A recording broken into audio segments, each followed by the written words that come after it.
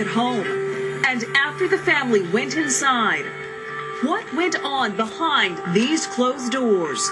Tonight, we know. Hours after she came home from jail, Casey Anthony slept on the floor of her parents' bedroom. That is just one of the new revelations we uncover tonight. Once again, it's Local 6 reporter Jessica D'Onofrio with the exclusive report in the case against Casey.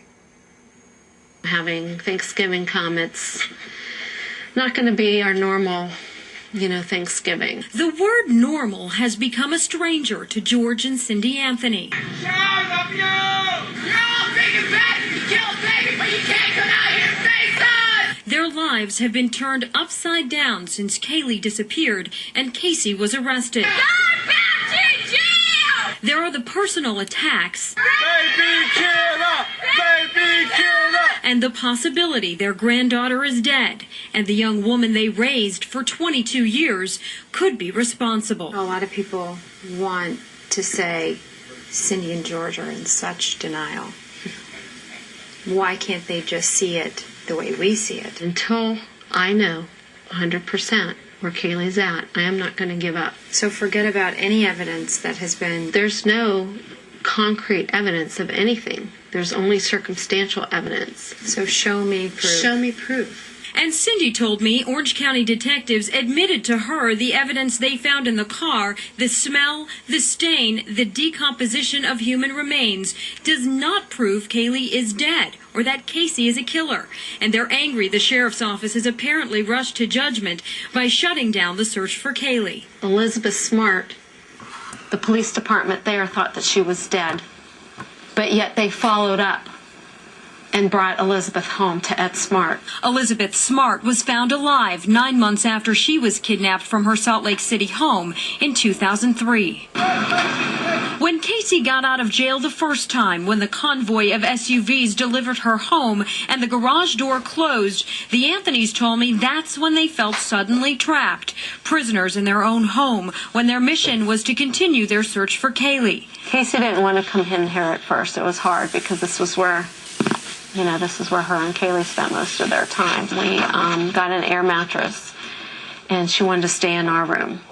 And we have a big enough bedroom that she had a big enough space, and that's where she stayed for the first week. Cindy says Casey had a hard time being alone in her own bedroom, which is covered with pictures of Kaylee, from those first ultrasounds to her birth and beyond, the two of them together.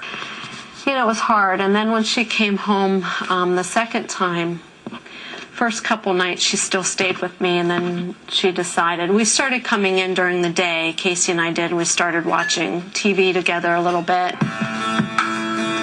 She watched her favorite shows like House and Desperate Housewives. Cindy says she often slept with Casey while Casey clung to her stuffed teddy bear. It became more comforting for her to be here.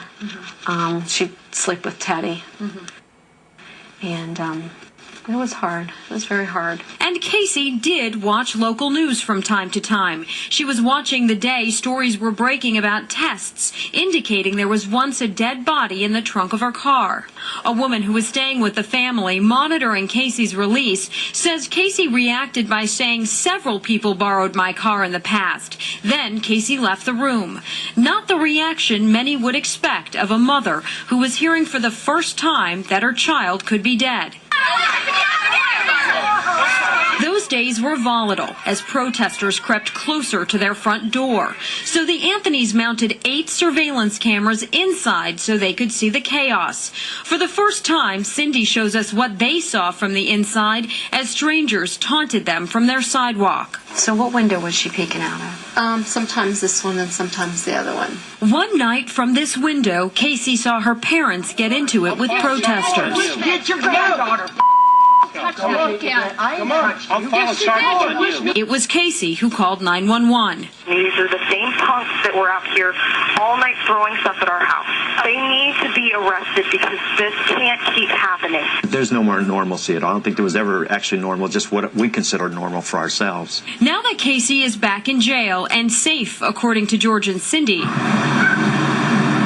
the neighborhood is quiet again, but the pain is still there. Yeah, this is Kaylee's room. This is very hard to come in now, and people are starting to send Christmas presents to us already for Kaylee. Her tea party table remains empty. I open the door a couple times a week. I was in her room earlier today just sitting and reflecting and crying. And her favorite pets, Tilly and Tinker, run into her room still looking for Kaylee. I still have 3 bags of birthday presents in my closet. So, yeah, I'll probably buy Christmas presents for her, too.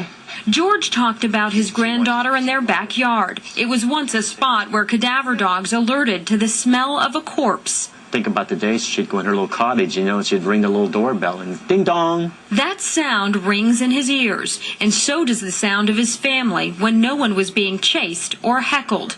Their 26-year-old son, Lee, has been noticeably absent in recent weeks. He's traveling again. Trying to sustain his income, trying to bring some money in for himself. I mean, he didn't work for, 2+ months? There's only one ultimate being that can judge another human being, and that's our Almighty God. So anybody else, they're going to have to face their maker one day. And George and I and Casey and Lee will walk up to our maker and not have any problem going into the gates of heaven because we have not done anything wrong. Anthony say they have proof that Kaylee is alive. They plan to share those details at a press conference later this week. Meanwhile, investigators are still trying to get more information out of George and Cindy Anthony with little success. They believe they have a lot of information they're keeping from them. Detectives still want to talk to Cindy about the smelly clothes in Casey's car that she washed. They also believe George and Lee know more than they're willing to share. Jackie. Jess, you mentioned to me earlier today that Cindy Anthony would not comment on a specific question you asked her. What was that? Well, Jackie, she didn't want to comment on those pictures that were taken of Casey partying at Club Fusion. You may remember those pictures. They show Casey apparently having a good time dancing and drinking while her daughter was missing, and Cindy just didn't want to talk about that. She just didn't want to go there. Interesting to see the perspective inside the home, a home that has been the focus of so much throughout this entire ordeal. Absolutely. Jessica, thank you. And here again is Kaylee's picture. If you know anything at all that could help solve this case, please call 1-800-423-8477. Tomorrow morning in our 6 o'clock hour, Jessica will give us an even better idea of what it was like to go inside the Anthony home. So we'll see you back here in the morning. And then tomorrow at 6 p.m., you're going to have more on the tips that are coming in and just the trouble the family is actually having trying to track them down and get more to those tips. There's a lot more to come. All right, Jessica, thank you. Meantime, Casey's attorney is demanding prosecutors hand over even more information about the case. Jose Baez wants to know the name and the work schedule of every employee at the Amscot where Casey abandoned her car. He is also demanding scientific documentation about the hair sample found in the trunk of Casey's car. Investigators say that hair showed signs of decomposition. Baez is also demanding more tips phoned into law enforcement about possible Kaylee sightings. A hearing on those motions is scheduled for next Tuesday.